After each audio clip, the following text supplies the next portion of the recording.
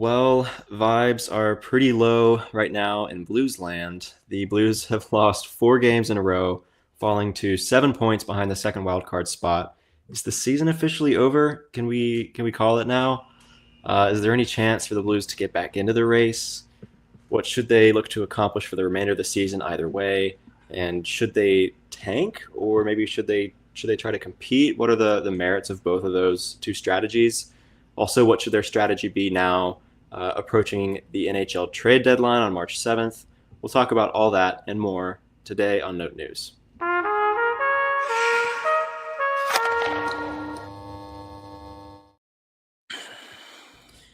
Welcome into another episode of Note News. We're a St. Louis Blues podcast. We go live twice a week. We talk all things Blues, from NHL play to prospects and all that stuff, trade rumors, free agency, draft stuff, all that stuff. So if you enjoy all that and want to follow along with us, we would appreciate if you would subscribe to our YouTube channel. That's really the best way to support us and help us out. It goes a long way. So in addition to that, like this video. We're also on Spotify and Apple Podcasts if you like audio, where you can follow and rate. And we're on Instagram, Twitter, and TikTok at Note News Pod, where we post a lot of other fun stuff and announce when we're going live. So be sure to follow along with us there. But it's John and Alec with you as always. Alec, I don't know if you watched. I think you did. You watched the Colorado game a couple nights ago when the Blues lost 5-0. They got shut out and gave up 5 goals against the Colorado Avalanche. Rough game, made me sad. What was your take on that Colorado game, man? That game was really the feeling of like being punched when you're down. Yeah, And that was sort of, I mean, I totally understand the reaction that everyone's having of like, it's over, blow it up now. Like after being on a losing streak already and then just getting embarrassed by a division rival, it was in Colorado. But very slight, remittances there, but yeah, just yeah, a really, really bad feeling overall, and not not a good game on the ice. That type of performance shows that there's just a lot of ground left to cover as a team. Standings aside, like to have yeah, to be capable of that kind of a loss is just, it shows just as much as to be capable of a really massive win. But it's, yeah, yeah, that couldn't really have felt much worse. yeah. Couldn't agree more with that assessment there. I think after that game, it was the first time, at least that I've seen this season, where people are now calling for like a full-on tank. It sort of seems like that discourse is held out for most of the season. Maybe they can put something together. They were hanging around the wild card race for a little while there, but now it seems like that conversation has begun in earnest among Blues fans online. So we'll join that discussion today on our episode. We'll get to that towards the end, discussing what are the merits of tanking versus not tanking, and what should the Blues look to do this season. But first, I think we should answer the question, is the season over? So as the wild card race currently stands, and as we've said pretty much all season, if the Blues are going to make it, it's going to be a wild card. As it stands today, the first wild card in the West is held by Colorado. They have 62 points. The second wild card is held by Calgary. They have 57. And then behind Calgary in the race is Vancouver with 56 points, Utah with 51, and St. Louis with 50. Now, of all of those teams, the only one with more games played than the Blues is Colorado.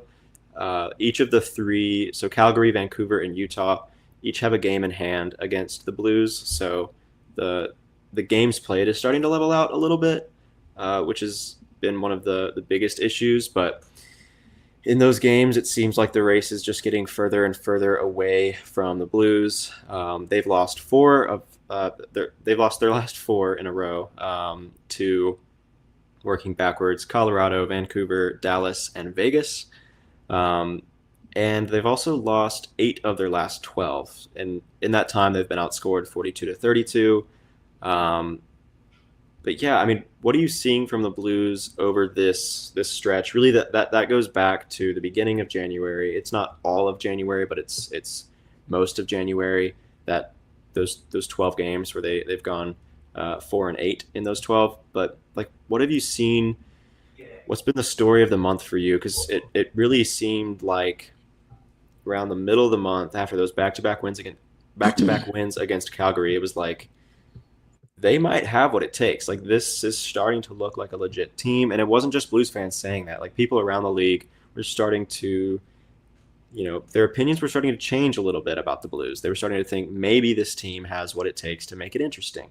I don't think anyone ever thought that they would be a Stanley Cup contender this season, and that hasn't changed, even as they have looked good. But we really started to see things look a little better, and then now we're at where we are now. But so, like, what has been the story of January? What have you seen? What stood out to you over this month?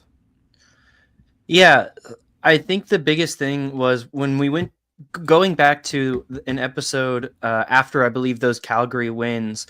The biggest thing we talked about was it feels like things just aren't really lining up in place. It'll be like two Mm-hmm. elements work together, but one just can't help build the team, help the team build momentum. Yeah. And instead of that third element falling into place to where they could start to win again, it feels like another element fell out of place, and that's really tough to watch. I don't know Yeah. if it's a coach. I really don't think it's a coaching thing, and I do want to preface and say with all this discussion of tanking that we'll be having, firing Monty is not the move here, people. Like let's No. put the cart before the horse there, or however the saying goes.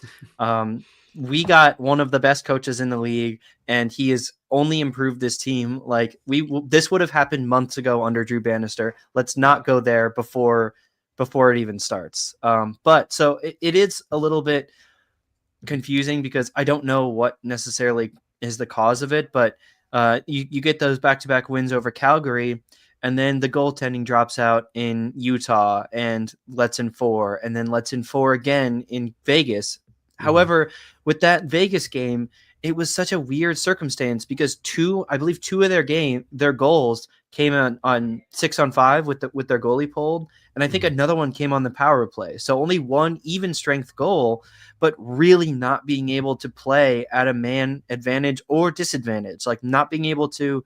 A big thing that we have talked about that maybe is some reason for concern is that Jim Montgomery is supposed to be this special teams guru, and it's maybe gotten worse under Monty. Maybe that's a little unfair to say, but certainly it hasn't gotten better, and has been, instead of helping the team win, has been actively detrimental to the team. So not seeing that good special teams play against Vegas, and then goaltending lets in 4 again against Vegas at home, gets blanked against Dallas's um, backup goalie at home again. So it was just one thing after another that all came at like such the worst possible time. And then, of course, in the last 2 games, getting scored 5, the other team scoring 5 against you in back-to-back games, Mm-hmm. obviously not back-to-back nights, but their last 2 games, they have a goal differential of -8 in 2 games. Yeah. That is astoundingly bad. That is bottom of the league bad. That is like what a tanking team looks like bad. So for everyone who's calling for them to tank, hey, maybe they are already ahead of us and have started that process, because this is what a tanking team looks like, is giving up 5 goals 2 nights in a row, admittedly against good teams, but so really, to me, it was, instead of things waiting on one more element to get better and help them advance, it went the other direction, and they lost more pieces. And really, to me, this more says like that run of good play they had, especially towards the end of December, where Robert Thomas was just going God mode and Cam Fowler was one of the best offensive defensemen in the league. That those were pretty unsustainable, pretty unrealistic. And it's going to take Robert Thomas going God mode for this team to be able to put together any sort of winning stretch of games, Um, yeah, I'll end it there, but I think there's a much bigger discussion to be had about individual players and the differences in play of when the team was playing well and poorly. Yeah, and to your point when you started out there, like it seemed like whenever one of their issues maybe was resolved, it was like something else fell off and was the cause of a lot of issues. Like I will say their power play over these past 12 games has looked okay. They've scored 7 goals in 28 opportunities. That's a 25% power play, which is much better than they've been performing all season. And so I think you take All those right. improvements, but they still lost 8 of those 12. And so it's just like a little bit baffling looking at this team. I mean, it's baffling in some regards, right? It's not so confusing when you look at things like roster construction and all that. It's like, what was the ceiling supposed to be for this team? It was a wild card spot, and they're close to that, but they're not reaching their ceiling this season. It seems like, but like they started out the month of January with a win over Ottawa. Um, they then put up 4 goals back to back against the Columbus Blue Jackets and the Minnesota Wild. And if you put up 4 goals a night, you take that, right? You can win a lot of games putting up 4 goals a night. But guess what? They also gave up 6 in both of those games and lost. They scored 5 against Vegas and beat them. But they also allowed 4 goals for 3 games in a row against Utah, Vegas, and then Vegas again. And they only won one of those games, and it took going to a shootout against Vegas to win that game. They could easily be sitting on a 6-game winning streak right now had it gone the other way. Um, so yeah, just a really rough showing, really inconsistent play in a lot of ways from a lot of different players, whether it be um, the goaltenders or the defense or whatever else it may be. It's just like it seems like if if 2 units can put together something solid, the other unit is letting us down, right? If the defense looks good and the offense looks good, Bennington and Hofer can't lock it down. If they figure it out a little bit and we start to score a little bit, it's like the defense looks like a sieve again, and it's just not working. And then maybe they all start to figure it out a little bit, but special teams is still bad, and you lose the game in that way. Um, so yeah, super super frustrating to see them end their month this way, especially when sitting um, on the 16th of January after they had won their second game against Calgary in back to back and were looking like they were in a good spot. I think I texted you. I was like, one more win and I'm in, man. And then they lost, and they have finished out the So month. it's your fault. It's my fault. And they have finished out the month with this horrible stretch that we've been talking about. Um, and so I think the next question to answer for each of us, and maybe you have already sort of answered it in episodes prior, but is the season over, Alec? Can we officially call the Blues out of it now? I think that depends on what you mean by over, but are the Blues playoff hopes over? I think barring Magic, yes. I think the playoff race, in my Yes. eyes, the playoff race has been dead. So maybe it's easier for me to admit because of that. But yeah, I think I would give them probably a 10% at best chance to take a wild card spot at this point. Yeah. I declared, I can't remember when I made this declaration, but I said at the end of January, I'll make a call one way or another. Whether I am bought in on this team and think they will pull off some kind of magical run and make the playoffs, or whether I'm out on this team, and I think they don't have what it takes. Alec, I'm here to give my decision now. Um, I have composed a letter to Note News Nation. I'm gonna go ahead and read it. That's Hear ye, hear ye. hear ye, hear ye. All right, here we go. Dearest Note News Nation, it is with a heavy heart that I must admit the time has come to face a somber truth. The dream is dead, along with a tiny piece of my very soul.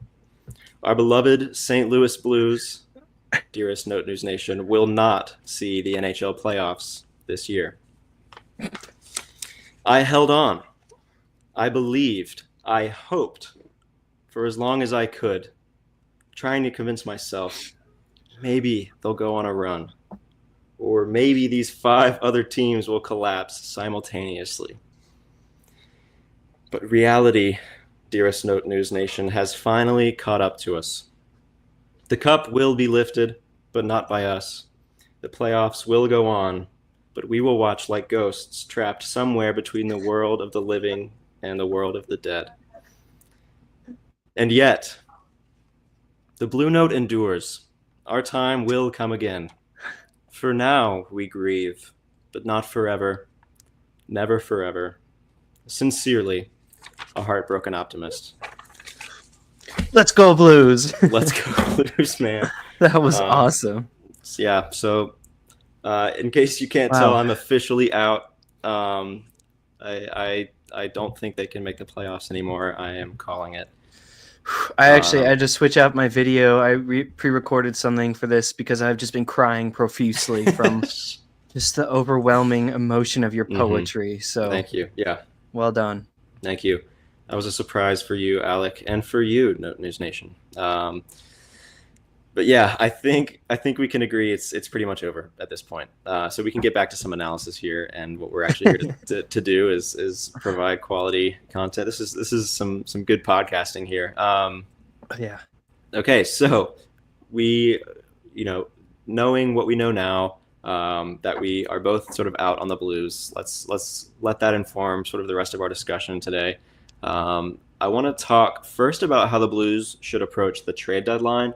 And then we'll pivot to talk about how they should approach the rest of the season. What should the strategy be, tank versus not tank?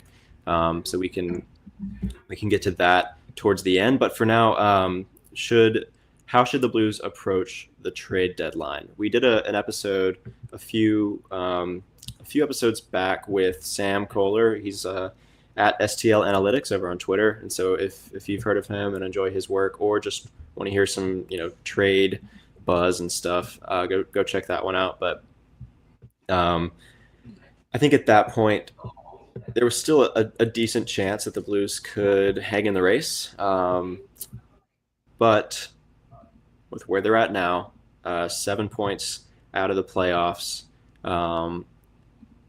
what should their strategy be approaching this trade deadline? So the trade deadline is on March 7th. They've got about a month They've got about a month until that. And then coming up in about a week, they've got the break for the Four Nations face-off. So they'll play their last game before that break on February 8th against Chicago. And then they won't play again until February 22nd against Winnipeg. So in that time, I think it's tough to know what to expect. It's tough to know what we'll see in that time, whether teams will look to be more active while they have that break, or whether they'll sort of hold off on doing anything until they get back together as a team. It's sort of tough to know without having gone through this in a little while. I personally think that a lot of teams will look to get some deals done in that time.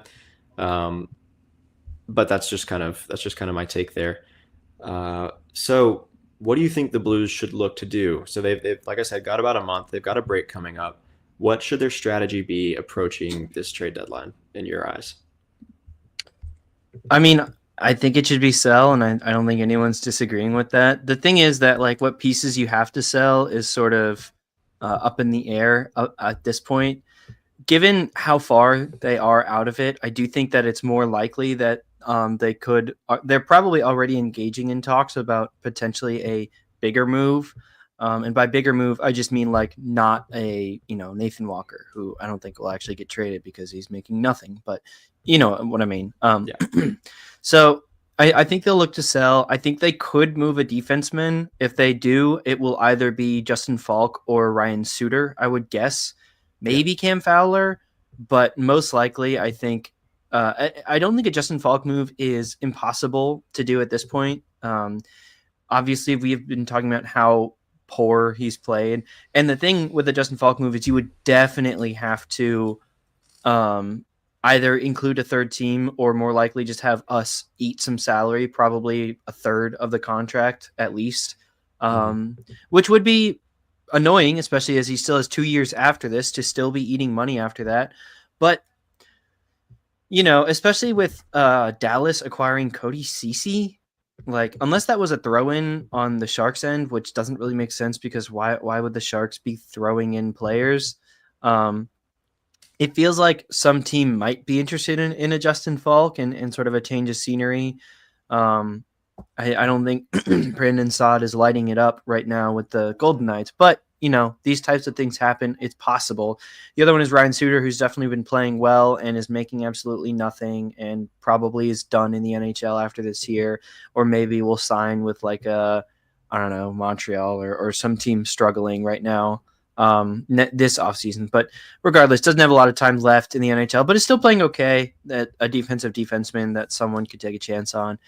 From the forward group, I think Radek Faksa is a name that could absolutely 100% be moved off. And honestly, I think that would be a wise move at this point. If you're definitely mailing it in on the season, a lot of teams look for defensive help in any way they can get. And Radek Faksa at, it would be like something a little bit more than 1 million left on his contract after what he's already earned this year, versus trading for like a Justin Falk, who's obviously a much bigger investment.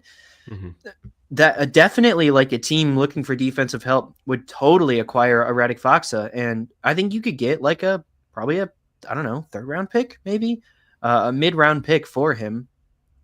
Matthew Joseph is someone I would love to move off of. I just don't know if anyone would be looking to acquire him is the thing there. Right. And then outside of that, unless someone wants to take a chance at a project, which usually wouldn't happen mid-season, you could potentially move Texier. Again, for the same reasons, maybe Sundqvist, but I just don't think anyone will be looking to acquire Oscar Sundqvist. And the only other like real nuclear move that I think is potential for this trade deadline is Pavel Buchnevich. Now, I don't know that I think – I don't know. I would not be looking to make a Buchnevich trade right now because his value is at its lowest that it's ever been right now. You're looking at not probably – I don't even know if you get a first-round pick for him, which is – if you're trading away a guy who you're hoping to be like a top 6 contributor for at least a year or two more, to not get a first round pick for that is pretty tough.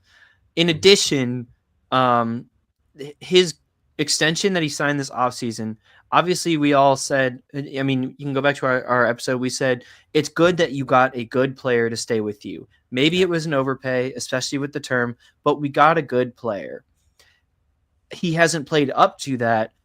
But I don't think this becomes a nightmare contract for the Blues unless he completely falls off a cliff, which, again, he's 29 years old. That's like a really low chance of happening.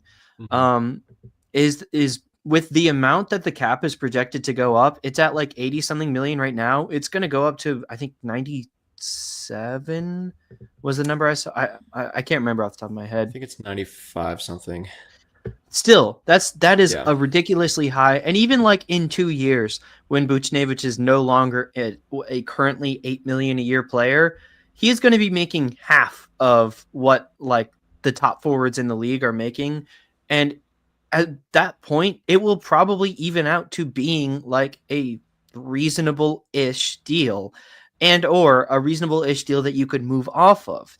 So at that point, you could probably still get more for Pavel Buchnevich. So I don't think the time is right, and I don't know that clearing out Buchnevic's money really helps this team in the long run, which the point of tanking is you want to help your team in the long run, not right now.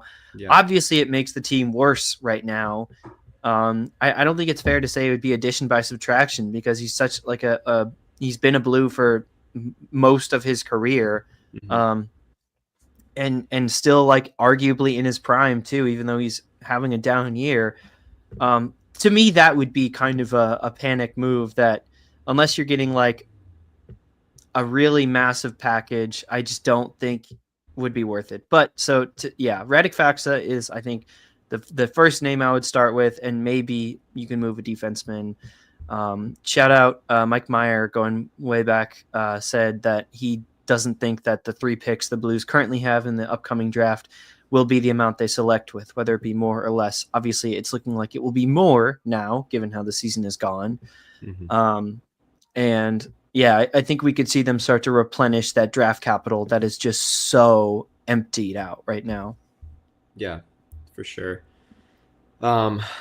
Couple thoughts on that. I'll start with Radek Faksa because honestly, for a while I've been sort of thinking of him as someone that I would like them to trade, but I could see them I could see them wanting to bring him back, extend him, not sell him away. A quality bottom six center like him, um, a solid piece, and they're currently only paying him 325 million. So if you can get him to stick around for something in that range for a couple more years, I wouldn't hate that because he's been productive, and um, if you trade him away, I mean, one of the biggest issues for the Blues is their lack of center depth. We've talked about this. We're kind of beating a dead horse at this point, but like, I mean, trading him away leaves you with Oscar Sundquist, who is still has one more year after this, and if you want to try to compete next year, I think you should try to be giving less playing time to Oscar Sundquist, and more to someone like Radek Faksa on the bottom six. So again, if you can get him to stick around for somewhere around what he's already being paid, I wouldn't hate that. Matthew Joseph, I don't think you're really getting much in return that's worth trying to trade him. Cam Fowler, no, I don't see that. I think he is worth more to the Blues than he is to another team at this point. Plus, you got him for another year and a full season of Cam Fowler and Colton Parayko. I mean, I for one want to see what that could look like because they've looked great together, and so I wouldn't hate that at all. Um, Justin Falk, I think, should be the number one priority for them to trade away. Now, can they is a different question. I don't see many teams being super. I don't see a lot of teams lining up to acquire Justin Falk. But maybe some injury situations or some depth issues on a contending team sort of maybe like forces their hand a little bit, and maybe they do need just to put a body out there who has been productive in the past. The past couple seasons he hasn't really been that, but for like 3 or so seasons before that, he was pretty solid. He was putting up some solid offensive numbers. Again, his recent play has sort of made the situation more complicated. It's probably not going to happen. So I'm not saying that I hope they. I'm not saying that I'm hopeful that they can, but I think that should be their number one priority because he's being paid $6.5 million for the next 2 seasons after this one, and that's just too much for a player of his caliber if you are trying to compete. So I would I honestly wouldn't hate if they're taking, like, what is the phrase, like 50 cents on the dollar or something like that. If they need to retain a little bit, I'm fine with that. Just whatever it takes, just get that contract off the books as soon as you can. Ryan Suter is someone who I think they probably should move, actually. Again, I think he is probably the type of player who's more valuable to the Blues than he would be to another team. But the fact that he's only signed, you know, through this season and is making a very small amount of money, why not trade him away? He is playing a lot of minutes for you, but why not play some of the young guys? I wouldn't hate that. I guess it could turn nasty. But if Nick Leddy comes back, I mean, Nick Leddy is not someone that they're going to be able to trade away at all. If Nick Leddy comes back and can play, can sort of substitute for some of those minutes, I think that would be fine. Just because, I mean, you're not, it's not a huge difference production wise. Suter has been good, but not as good as he was for those first couple of months of the season. And so I wouldn't hate. I think it would make sense to try and move away from Suter, just to see if you can get something back, whether it's a lower round draft pick or something like that.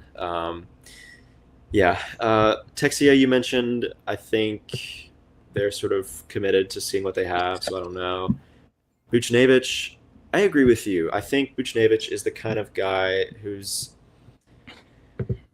he is not what he has been this season. Like that's not the type of player that he is. And that's part of why this is even a discussion, because we're used to something better and we've just signed him to a 6-year extension. It's kind of frightening to see him, put together the season he's having. I think he has earned more confidence than he's being given right now throughout his entire career. And I don't think that contract will turn out to be a mistake necessarily. I think it could turn out to be a little bit much when it comes to AAV, but it was always going to be a little bit much, right? Whenever they made that signing, they expressed this was a little bit more term and a little bit more money than we were comfortable with. But to retain a player that's good, sometimes you do have to be a little bit comfortable. If you are comfortable with all of the moves you are making as a team or as a GM, you're not going to be a good team. So I think he's due for some regression back to the mean in a positive sense. And also, I mean, he's making $8 million next. Well, he will be. Starting next season. He's currently making 5.8, so he will be making $8 million a year starting next season. But the cap is going to be going up to this is according to Elliot Friedman. The NHL and NHLPA released their cap estimates for the next 3 seasons. So next season, 95.5. The season after that, it's going all the way up to 104, and then 27, 28, 113.5. Like, the cap is huge increases. Business is booming right now in the NHL, and so they feel comfortable bringing that cap to a whole new level. And so that percentage will only be going down, right? That percentage of towards the cap isn't going to be as much as it sounds like today in a couple years. And so will the Blues spend to the cap every year? I don't know. I kind of am a little bit skeptical right now. But the point is, nothing will be stopping them from spending more money. The Buchnevich contract is not going to be going up as the cap goes up. They're only going to be having more room. And so while I think they should be open to trading him, and if the right deal comes around, I wouldn't hate it. But I think it would make sense for where the Blues are at now to hold on to a good player that can be around for a while and isn't in his mid-30s, right? I mean, he's, what'd you say, 29? So, he's still got a good, solid few years left in him. And I think if he can return to form as, the 200-foot player that we know him to be, then, if it was guaranteed that he would return to form next season, I would say no, hold on to him, So another name that I want to add in real quick is Braden Shen. He's looked better than he has in a long time. Do you think they can get anything back from another team for Braden Shen? I mean, when they terminated Saad's contract, one of the quotes we heard from Army was, it was along the lines of there's only so much you can do before you have to start moving up the ladder, right? It was something like that, and getting rid of people, starting to address problems higher and higher up. Um, could Braden Shen be in that? Like I feel like Shen, Falk, Buchnevich, those were the other names that he was sort of talking about here. Do you think anything would become, do you think Braden Shen is the type of player who could be moved this season? Trading a captain in season Yeah. is like that's tough. That's tough. Mm-hmm. I think that I don't think Chen gets traded. I think he could. I think, to answer your question, yeah, I think he's a type of player who could get traded, but I don't think he does, because realistically, he's probably on a contending team, a 3C, maybe a 2C. Quarterback to the But wing. yeah, but that's true. He would probably play. That's true. But I just think that undoes so much of what the Blues have been building here to take away Braden Shen, who, as we talked about, is like, this line has been so phenomenal for this team. And yeah, I just think that that's so like, that's the one move I wouldn't press, because I think that undoes any hope of building anything off of the rest of the season. I think that would be beyond like the season is over. That might hurt future seasons, in my opinion. Yeah, that makes sense. Otherwise, I do also want to touch on a couple other things you said. That Radek Faksa is a guy that, if you want to extend him, I also wouldn't be opposed to that at a similar contract. However, I think that you could also just re-sign him because he's an impending UFA, so you could trade him away, get something for him, and re-sign him. You do have to bid against him on the open market, but this is like a 3 or 4C, so outbidding for that, again, with how much the cap is going up to, doesn't sound impossible to do. And then another name you brought up, Justin Falk. Again, I think with the way all of this cap discussion too really makes moving Falk's contract so much easier than it had been previously. And I think this offseason, definitely him or Torrey Krug, if not both, will have played their last games for the St. Louis Blues, because and if you trade away them, you almost certainly have to retain some salary, somewhere between 15 and 33% is what I'm estimating. Maybe like 50%, but that would be pretty bad. But yeah, I mean, they're not, well, okay. I'm belaboring the point at this point. So I would say that I don't think the Shen move happens. Yeah, I don't either. I just think it's worth thinking about in context with some of Army's comments. Sort of, who could he be talking about when he is saying we have to move up the ladder a little bit? Who is in that discussion and who is not? And to your point, I think Shen is a part of what the Blues are trying to do. Not necessarily like being a primary offensive contributor, but when it comes to building an identity and building a culture, and needing leadership for your team as you try to make it out of a retool, right? I think Shen is probably off limits. So I agree with you there. Yeah.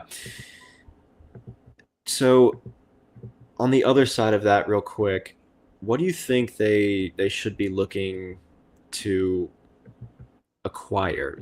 I think when we sort of started this discussion, it was what should they be looking to accomplish, and I think moving away from some of these guys that we've talked about is one thing they should be looking to accomplish. But on the other side of that, what are they getting back? I mean, do you think they should be trying to get picks, prospects, like some sort of rebound candidate, like lower level NHL player? Like, what do you think they should try to be adding this offseason, or this before the trade deadline? Excuse me. Generally, I would say to try and get, like you said, a project or a rebound candidate to, Hmm. someone who can like probably play in the NHL, but maybe has higher upside. Although in this case, I actually think that could be kind of hurtful to the team because we already see this impending sort of logjam coming up of Blues prospects that we're all like pretty comfortable with and feel as they're like feel that they could be contributors, if not stars. Hmm.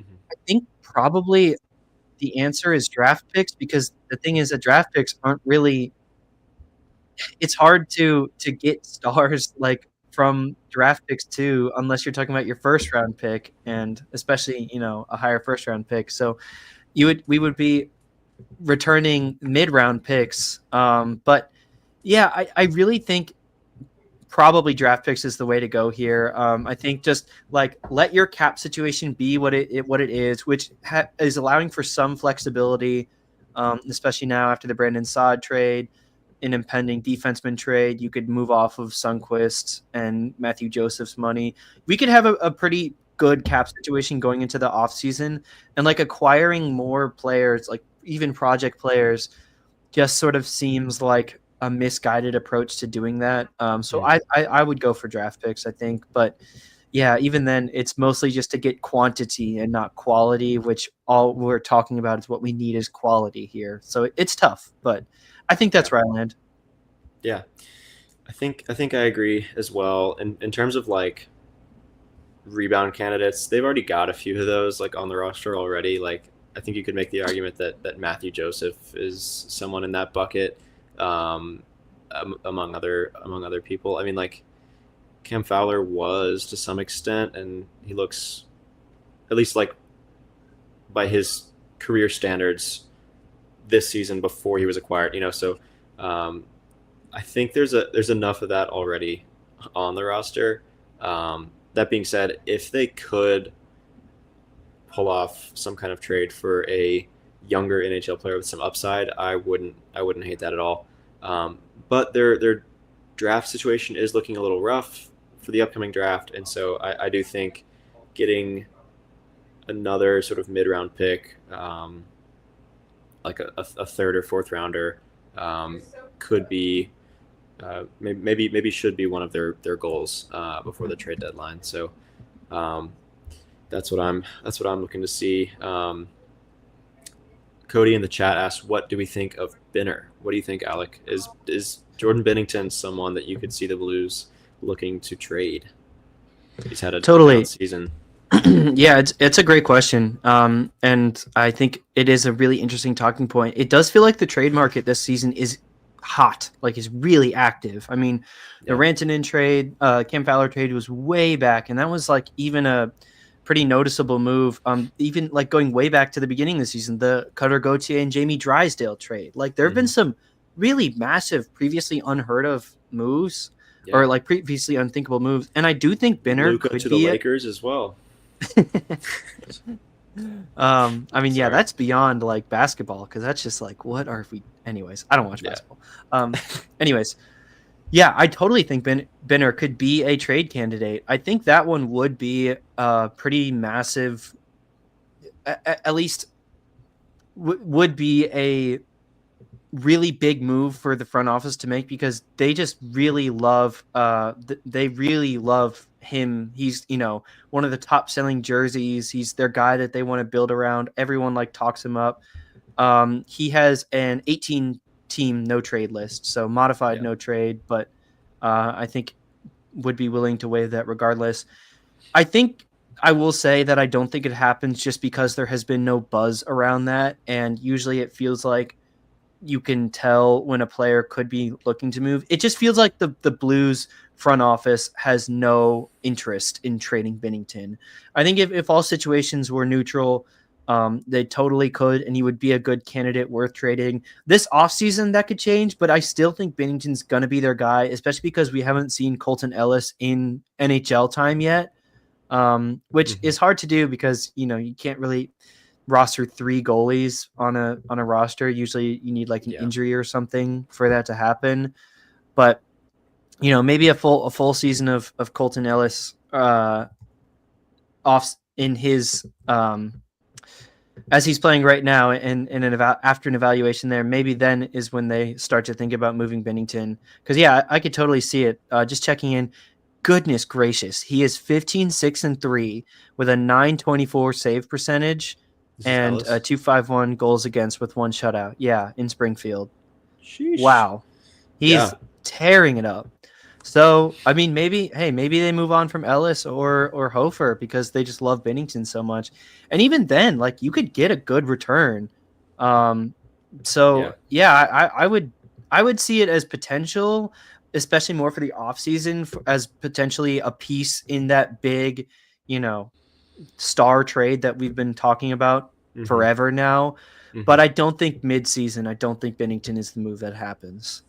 Yeah, I'd agree. I'd be really surprised if we saw any of these goalies traded. The Blues want to contend over, the rest of Bennington's contract. They want to contend 25, 26, and they want to contend 26, 27, and they, for what it's worth, have a decent shot at it. And I think moving Jordan Bennington away only makes that harder. Um, Even the Jordan Bennington of this year, goaltending is down across the league. It's not just Bennington. Goaltending um, is getting harder every year. The league wide save percentage goes down, so it's not just Jordan Bennington. Um, but if you want to contend, moving Jordan Bennington out, you'd have to acquire another goalie to make contending feasible. Because if you just have a tandem of Hofer and Ellis, I mean, they look good as for young goalies. They look good, but chances are, if that's the tandem you go with, you're not going to have a great season. I also think you would be selling Bennington at one of his lowest values in a while. I think if they wanted to get maximum return for Bennington, um, last offseason would have been the time to do that. Because this season he's just not looked as good. Um, I also just for that reason don't think you're getting enough in return to you know add some other pieces that help you establish yourself as a legit playoff contender. I just don't see that happening. Um, what I see happening is they just you know let Bennington play out the rest of his contract, and then hopefully in a couple years, Hofer looks ready to take over that number one spot. Ellis looks ready to take over that backup spot, something like that. Maybe it could happen sooner, maybe after next season or something like that. Make that switch, but that's the way I see this going. I see all three of these guys staying with the Blues for the time being, um, and also just like playoff Bennington is something special. And if you You you if you can't have a repeat that. Like yeah yeah if you have a even the best chance goalies in the league, like yeah Jake Ottinger, sort of has a mixed playoff resume. I mean, Bennington is like a stellar, shining playoff resume. yeah so if you have a shot at making it to the playoffs, and they will next season again have a good shot, a full year of Cam Fowler, uh, another year of a more developed Dylan Holloway and Philip Broberg, it could be really special. So they do have a shot, and I think trading away your number one goalie is not the move that they would want to make. Um, on the Hofer point, Cody added that he could get offer sheeted this summer. Yeah, they do need to extend him, and I Hmm. think that is high on their priority list, and I'm not I worried think they about that. will. Yeah.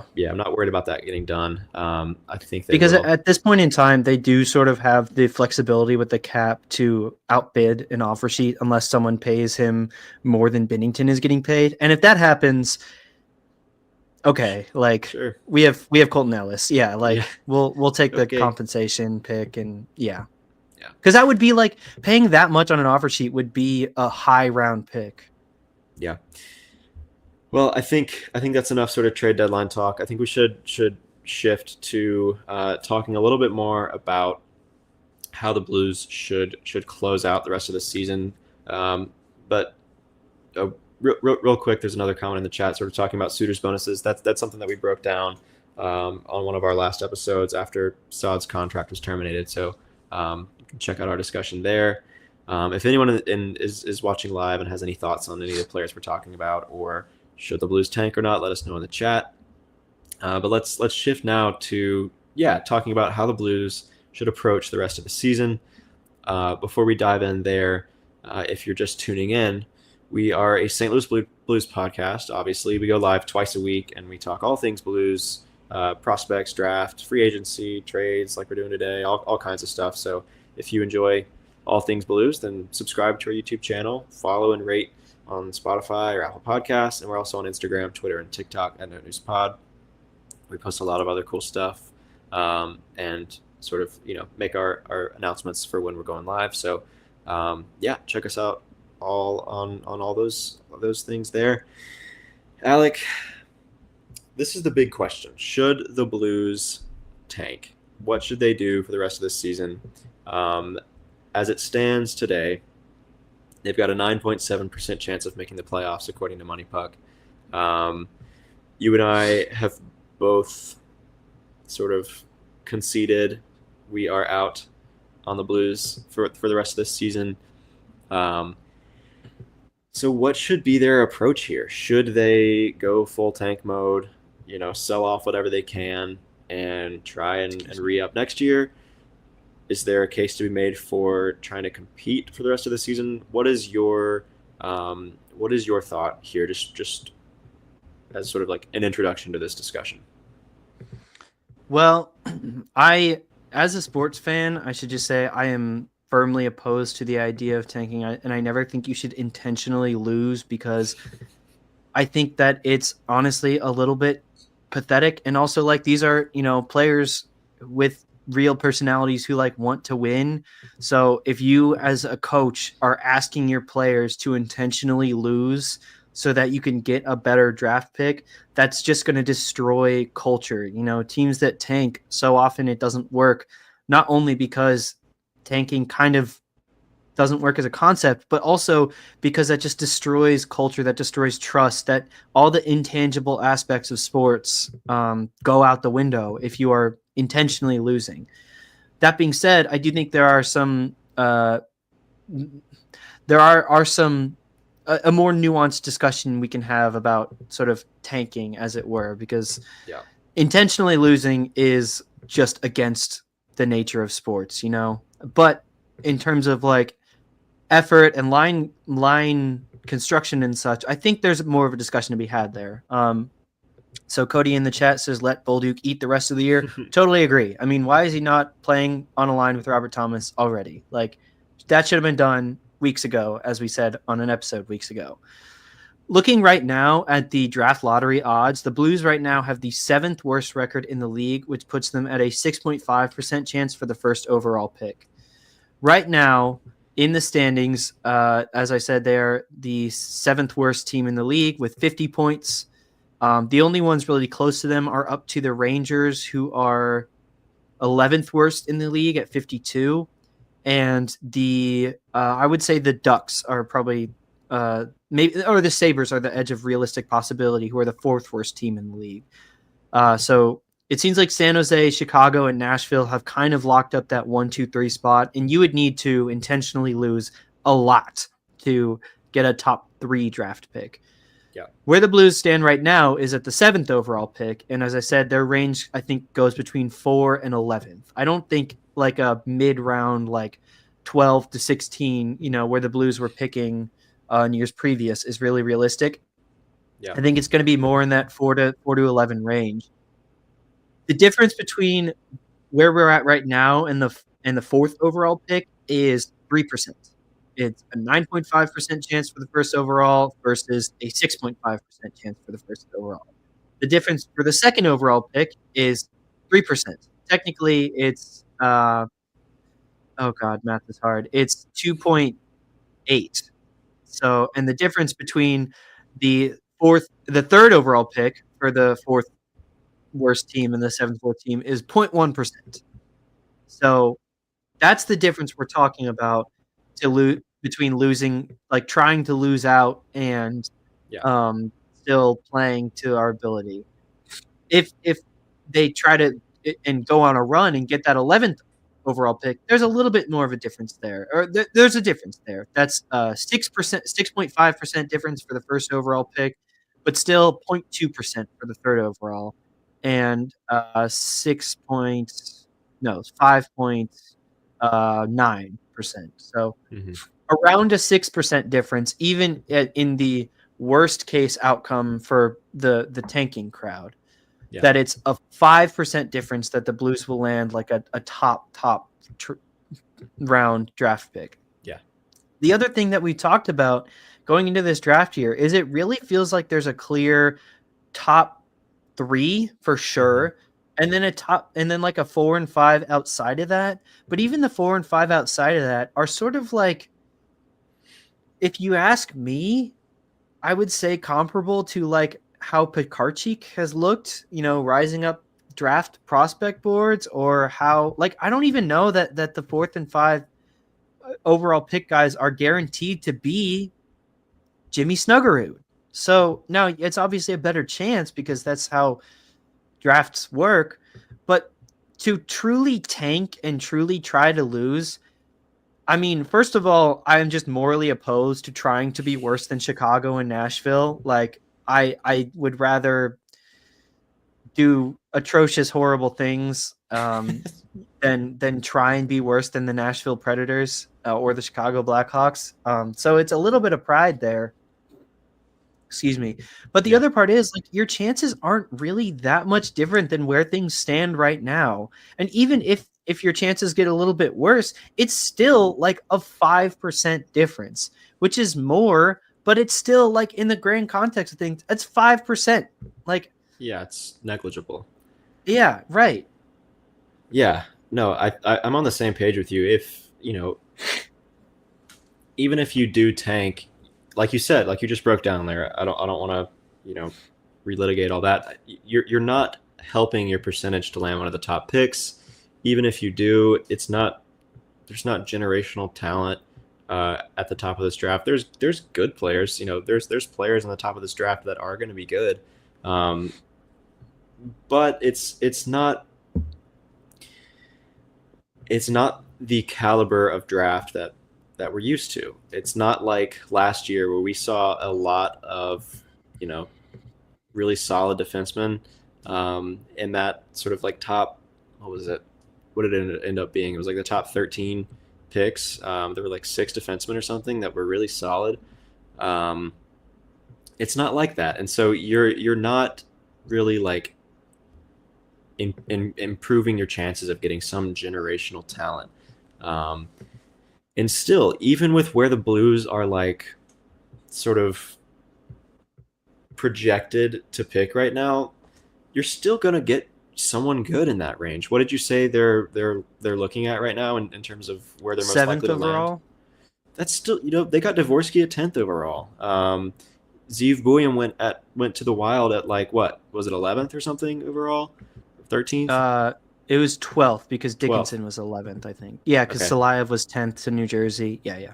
yeah, and Zeev Buium looks like maybe one of the best defensemen to come out of that draft. He might be the best defenseman to come out of that draft.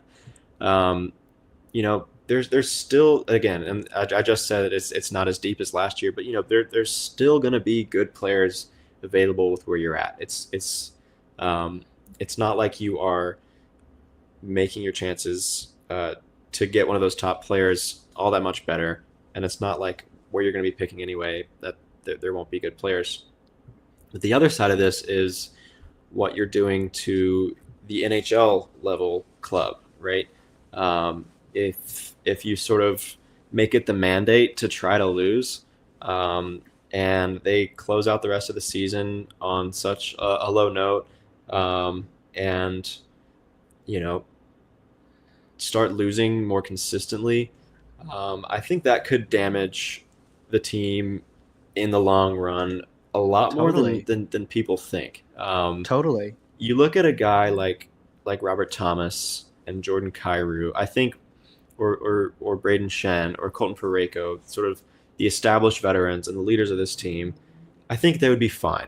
Either way, either way they're going to be fine. I think if the Blues sort of close out the rest of the season on a low note and they look rough, I'm not too worried about those guys. The people I'm thinking about right now is Dylan Holloway, Philip Broberg, um, Zach Bolduc, of course, Joel Hofer. Could you Uh, say Pavel Buchnevich? Maybe, yeah. I'm more so just thinking these young guys that are still we're still thinking of them as in their developmental stage, right? As an Sure. Okay. NHL level hockey player. Those are the guys that I'm thinking about because when you start to develop losing habits that early in your NHL career, I don't think people are sort of giving it enough credit to that being a big issue and that being a mindset and a sort of like mo that's really hard to break out of, especially for a young player. And then Cody asked in the chat, do you call Dvorsky up? I don't think so. Maybe like at the very end of the season, around the time when we'll see Snuggerud come to the Blues after he has finished out with Minnesota. um, you bring in Snuggerud and Dvorsky into a dysfunctional situation for their first taste in the NHL. It's not going to be an extended run, so I don't think it would do as much damage as it could with some of these other guys that I'm talking about. Um, I don't know that that's the kind of team that you want to be calling them up to. A sad, beaten down Blues team where the locker room culture is the lowest it's been all season, and they're just looking rough and that's not that's not where I would want Dvorsky and Jimmy Snuggerud. That's not the environment that I would want them to get their first taste of the NHL in. And so I think that is sort of that's sort of the mindset I have is going full tank. Like you said, it's sort of not in the spirit of sports and all that, but um, I just think it's a dumb strategy thinking about those younger players, those players that are still developing, um, who are still trying to establish routines and develop habits. You want those habits to be good ones, and you want those routines to be good ones. Um, but yeah, that's Hmm. sort of my mindset on that. Yeah. So if you look at Tankathon right now, they have right now their tier one includes four guys: Matthew Schaefer, Porter Malone, James Hagens, Michael Misa, who seem to be sort of the standout top four of this draft, like I said. And Yeah. then they have a tier two, which is interesting to me that it's sort of still mixed, but that's between 5 and 9.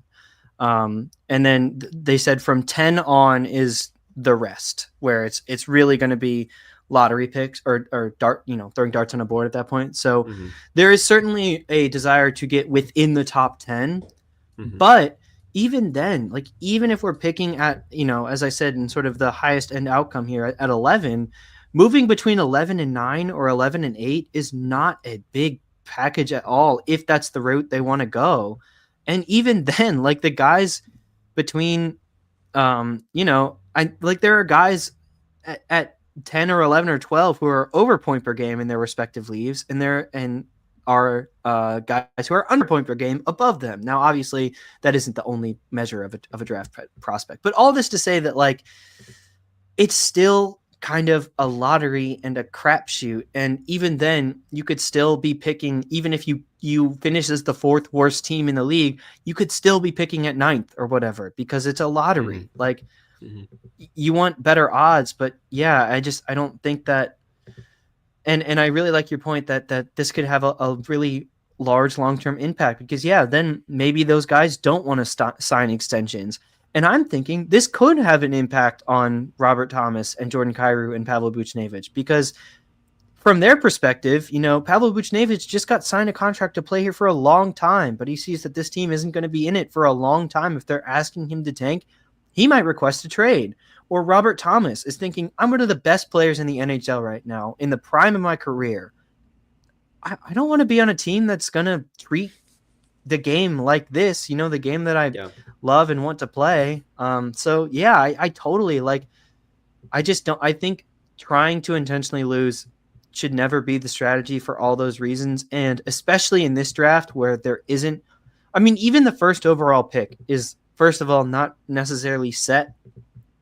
Me personally, I'm still a James Hagens guy, but there's still a lot of discourse about who should go first overall. And even then, like the top four aren't going to be like, I will definitely could be wrong on this, but it doesn't seem like as things stand, the top four guys aren't going to be like Cale Makar or, Austin Matthews. Like that's just not the caliber of draft that we have this year. And so, yeah, going for it all in that way, like I'm belaboring the point now, but it just doesn't feel like the right move. I really think too, the other thing that's interesting to think about is like how they go about this. Getting more playing time for the young guys doesn't mean that they're trying to lose. So I really like ideas like letting Bolduc play, or calling up maybe some of your other depth defenders like a Leo Lewis, who we talked about somewhat, and just like seeing what they have after like trading away some of these pieces is really interesting. Yeah. And then the last thing I'm gonna say is just, man, I am like, it is so tantalizing. I am salivating at the thought that our next year, our third line is going to be like Dvorsky with Snuggerud and I don't know, Jake Neighbors. Like, oh my God, that's crazy. That'd be fun. I actually, I don't know. We can take this discussion a little bit longer, but I have a little bit of hope to inject into. I know things are bad right now, but yeah. Yeah, I just wanted to add, I mean, like, even with where the Blues are drafting and a lot of these guys being dart throws and all that, I mean, like, look at where Jimmy Snuggerud was drafted. He was 23rd overall. Like, you can still, if you scout well and draft well, you can still find quality players, not in the top 5 draft picks. But also, real quick to before we start to talk just a little bit more about the NHL level team, I think like you were sort of hinting at there, you wanted to take us. I think prioritizing getting a top pick in this year's draft isn't going to do you much good in the retool. I think the priority this offseason should be to acquire younger players that are already NHL level. Have a similar approach, be crafty like you were this past offseason. They went and double offer sheeted Holloway and Broberg. You're not going to be able to do that again, probably, but have that approach, have that mindset about it. Improve the team now and improve it for the future as well. I think that should be the priority. The moves that they're able to pull off outside of the draft, because chances are you're not going to see whatever player you draft for 3 years or maybe more, and chances are it won't be a star level game breaking type player anyway. But anyways, that's sort of John and Alec don't like tanking discussion. I see the merits, or I get it in a lot of ways. This is just how sports is right now. You see a lot of teams doing this, and for a lot of them it works. I like to mention, I like to bring in baseball a lot, but like the Astros and the Orioles, for example. The Astros put together a crazy run after a tank. The Cubs won the World Series after a tank. The Orioles look really good right now because they tanked. That is true, and I get it to some extent. But I think you and I are on the same page that tanking is sort of antithetical to what sports is, but also it's just not always a good strategy. Look at Chicago. They are stuck in neutral right now. I was going to say the Chicago Blackhawks have been tanking for years and are looking at the first overall pick. Look at the Buffalo Sabres. They are, driving up an icy, upstate New York hill, and they were very close to getting to the top of that hill, and they started to spinning, and they're falling back down. You look at the Montreal Canadiens, who look okay. They look better than the Blues this year, but they have struggled a lot. The Ottawa Senators are like finally making it out of their their buildings phase, and they're still not really like that. They're set up to make the playoffs this year, maybe, and maybe make the playoffs in the future. But that doesn't mean that, like, I don't think that they're getting a cup like guaranteed for their team, or even getting a good chance at it. Like, yeah, and Also, I mean, it's just so hard in the NHL to get back from that. Look at, I mean, with the salary cap changing, with the loser point for overtime losses, it's really hard to climb the standings as a lower team. It's really hard to make it back out of that for a lot of reasons. So we don't have to belabor that point. But yeah, the last comment in the chat, tanking is not in most athletes' personalities. I would totally agree with that. Even if the front office is committed to tanking, like you just said, do you think Robert Thomas is going to like that? Like the players on the team are going to hate that, and they're going to probably lose some respect for the front office because of that. And when you're in a critical point where you're trying to extend key young players like Dylan Holloway and Philip Broberg, I think you want to make it clear to them that winning is what you're about. So that's sort of I would our say like the only team right now that maybe you could say had a successful tank is the Anaheim Ducks are looking like they're building a pretty okay squad, but they're still years out of it. Like they've been bad for years and they're still years out of it. Like I said, like they have really, really good players coming up and I think have a really good prospect pool with like high end talent. But again, that isn't even a guarantee. There's first of all out of the playoff race by a lot, and this was supposed to be a year for them to take a step, and they're still like could turn around at any moment. So it right. just yeah. Yeah. Anyways, for a couple minutes here at the end, you said you had something maybe a little more hopeful for us to sort of close out our discussion here? Yeah. So I mean, being obviously, when you just get embarrassed like we did against Colorado, I mean, that's what it was. Things feel horrible, right? And I am totally with everyone there. That game was horrible to watch, a horrible feeling, and that's just like one of those twists of the knives of being a sports fan that you feel everything inside you sort of die. And It it's made me not fun. You sad. question, you question like why you watch sports in the first place. But I really think that this team, and if they continue to not try and lose and try and build a good culture here, which they have done a really good job of building a good culture here. The Blues, even in games that they've lost, like we talked about that overtime game against the Golden Knights or against the Stars, or they're still putting good efforts on the ice. To me, this still doesn't feel quite as bad as that 22-23 season when everything was going wrong. Doug Armstrong was unhappy. The players were unhappy with Doug Armstrong. Berube was unhappy. Tarasenko, O'Reilly like wanted out. Like the vibes of that season were terrible. Vibes of this season are not good. Don't get me wrong, but you still feel this fire from this team, and it's Hmm. right now it is some kindling lit, barely an ignited flame, but it's still there. You still feel the heart of the team trying to compete under Jim Montgomery. You can still feel the buy-in from the players wanting to be a competitive team even though they don't have the pieces. And like I said, looking forward, this team still has a lot to be excited about. Robert Thomas and Jordan Kyrou are two pieces you can build around. Now that we've seen Jordan Kyrou sort of come into his own and become this really complete forward, and Robert Thomas being Robert Thomas, those are two forward pieces you can absolutely build around.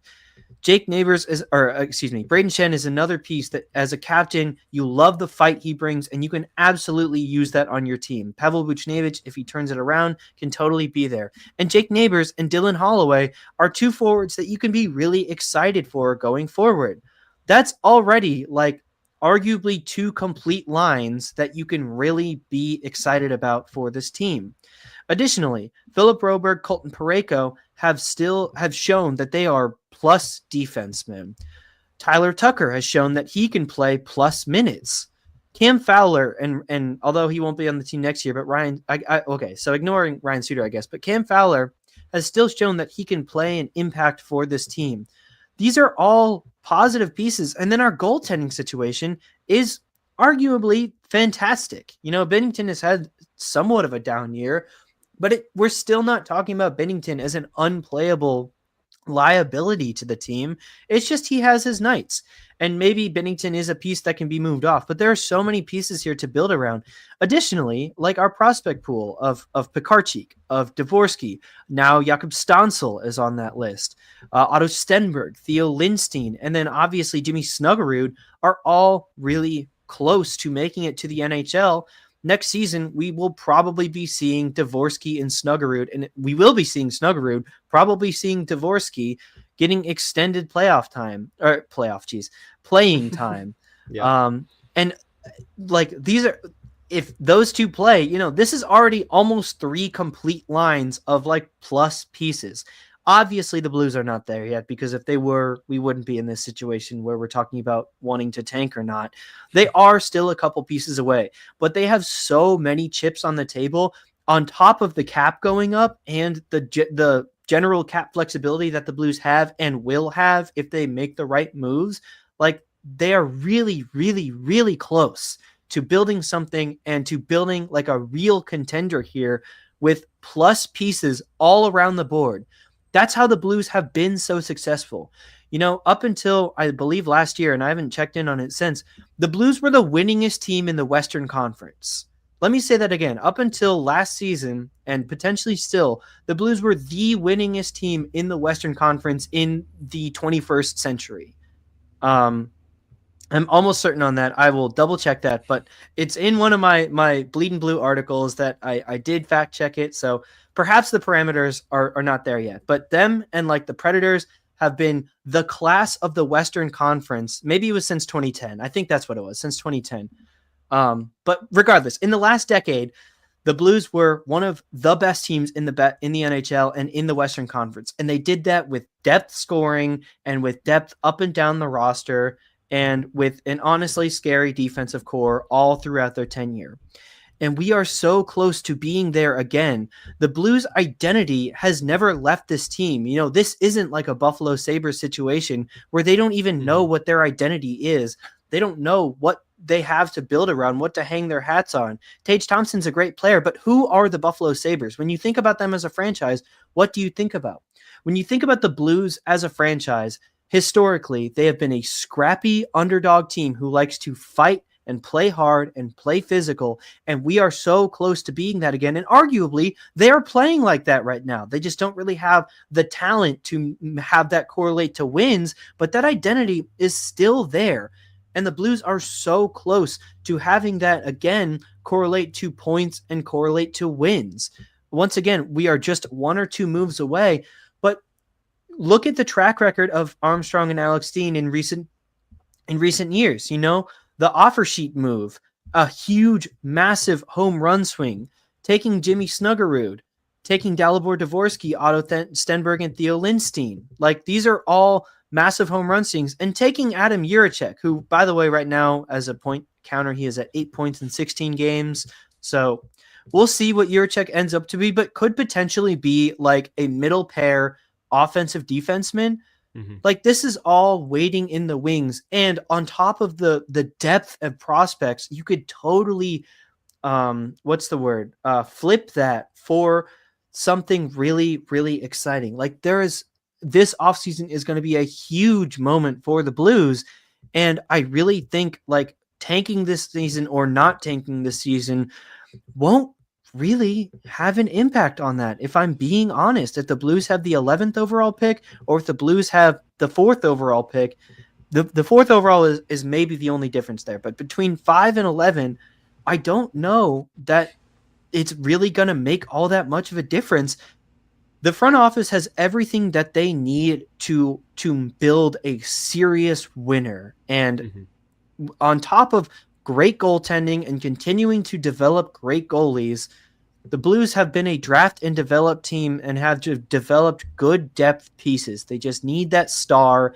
And even if they get the 4th overall pick and they get like a James Higgins or, a Matthew Schaefer or something that is supposed to be one of the best prospects, that's still 3 or 4 years out of the line. You look at the team constructed on the ice right now, it certainly has holes, but there are things coming up through our system. And with the cap rising and the impending free agents on the market, like, I just think that there's a real shot at making something exciting to watch again, even as soon as this offseason. I think this offseason is really the one to watch. And I really feel like they're so close. They just need to push the right buttons that they've shown that they're capable of. I think it's safe to say that they've earned mostly our trust to do so.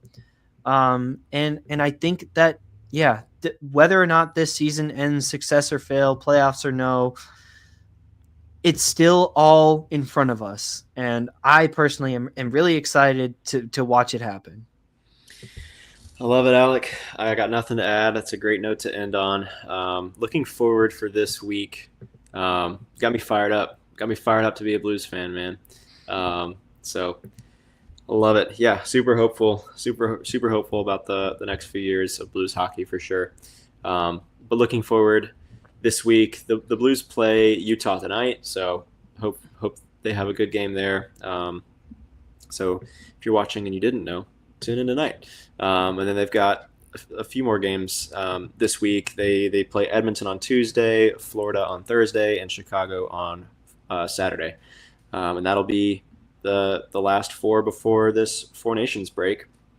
But on our end, our next episode will be, barring some other move or something like that, our next episode, we will grade Blues players, coaches, front office members, so far this season, or over the last third of the season or so. We're doing it every third of the season. So our next episode we'll be assigning players grades and putting them in tiers. So be sure to tune in for that one. That'll probably be on Wednesday night.